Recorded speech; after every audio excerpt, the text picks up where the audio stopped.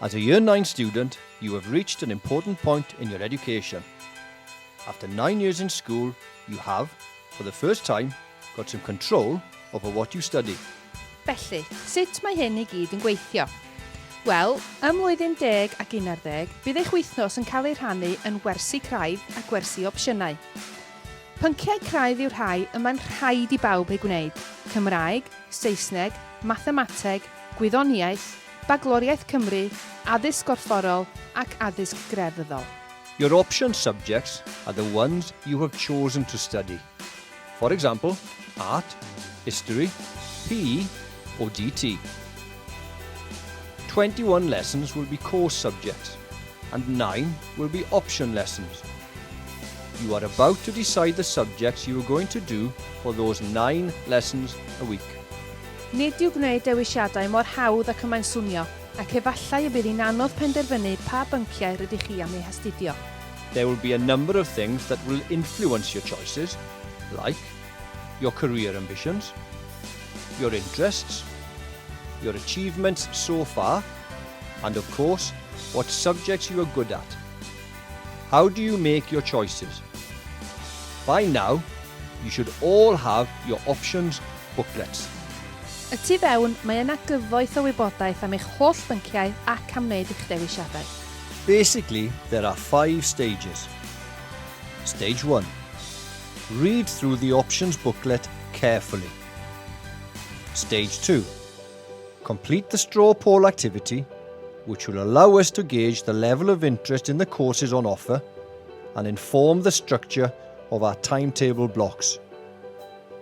Stage 3. Get the advice you need from teachers, parents or carers, and older students. Stage 4. Choose 2 subjects from each column on the options choice form. 1 first choice and 1 reserved subject. Stage 5. Get the right staff to sign your choices on the parents and options evening and hand in your form either on the evening or by the last Wednesday before half term. Cofiwch bob amser, nid ydych chi ar eich pen eich hun. Os oes gennych unrhyw gwestiynau neu bryderon, gofynnwch I aelod o staff a allwch helpu. Here is the list of options on offer this year. We believe in offering a range of qualifications to suit the different needs and strengths of our learners. For example, we are continuing to offer Level 2 vocational qualifications such as sport and agriculture. Yn ogystal â detholiad o gymwysterau galwedigaethol, rydym hefyd yn darparu ystod iawn o tygau mwy traddodiadol I sicrhau bod gennych chi'r dewis ehangaf posibl a'r cyfle I wireddu eich breuddwydion a'i dyheadau yn y dyfodol, beth bynnag ydyn nhw. All Year 10 pupils will be studying the Welsh Baccalaureate. The Welsh Baccalaureate is an exciting qualification for students in Wales that adds a valuable dimension to the subjects and courses already available for 14 to 19-year-old students. Mae Bagloriaeth Cymru wedi ei selio ar ddisdysgrif her sgiliau a chymwysterau cefnogol. Y prif nod yw hyrwyddo sgiliau hanfodol ar gyfer cyflogaeth a darparu cyfleoedd drwy 2 her a phrosiect unigol. The central focus for the Welsh Baccalaureate at Key Stage 4 is to provide a vehicle for 14 to 16-year-olds to consolidate and develop essential and employability skills.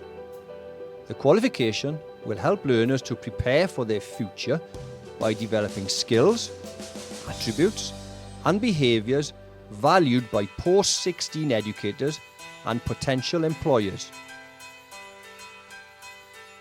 Here is some key information about our course subjects. English.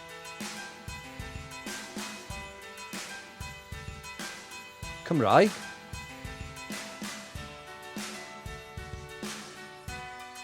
Maths and numeracy.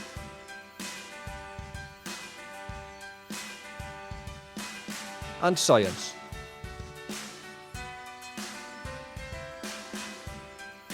Fel y gwyddoch, mae Llywodraeth Cymru yn adolygu'r cymwysterau a'r cwricwlwm sydd ar gael yng Nghymru yn gyson. Byddwch yn ymwybodol ein bod ni fel ysgol yn monitro pob datblygiad a chanlyniad i sicrhau bod ein dysgwyr yn dilyn y cymwysterau mwyaf perthnasol a gwerthfawr sydd ar gael. Wrth gwrs, byddwn nhw'n rhoi'r wybodaeth ddiweddaraf i chi am unrhyw ddatblygiadau a all effeithio dewisiadau eich plentyn. At Llynfyllyn, we believe in offering all our students real opportunities to succeed. Credwn fod gan fyfyrwyr yr hawl i gael mynediad at lwybr dysgu sy'n briodol iddynt fel unigolion. At Llynfyllyn, we believe in providing the future workforce of Wales and the world with the skills they require to fulfil their ultimate potential. We hope that you will grasp the opportunities we are offering and make the most of them. We look forward to seeing you at the Year 9 Parents and Options Evening. Diolch yn fawr.